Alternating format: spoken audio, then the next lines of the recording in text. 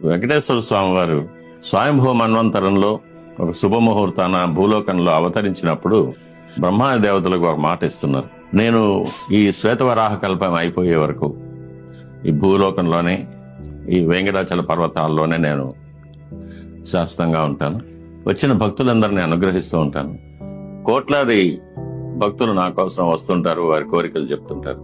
కానీ వారి కోరికలన్నీ చాలా అల్పమైనవి, భౌతికమైనవి. ఈ భౌతిక ప్రపంచానికి సంబంధించింది ధనము, ఉద్యోగము, సంసారం ఇలాంటివి అడుగుతూ ఉంటారు. అవన్నీ కూడా వాళ్లకు ఇచ్చేసి వాళ్ళను పంపించేస్తూ ఉంటాను, వాళ్ళని ఉంచుకోను. కానీ కోట్లాదిలో ఒక భక్తుడు వస్తాడు, వాడు నాకు నువ్వే కావాలంటాడు, ఇంకేం వద్దు, నాకు నువ్వు కావాలి చాలు అంటాడు. అటువంటి భక్తుడిని నేను నా పాదాల దగ్గర ఉంచుకొని జీవితాంతం అతన్ని కాపాడి చివరిగా అతన్ని నాలో చేర్చుకుంటాను. అది కాకుండా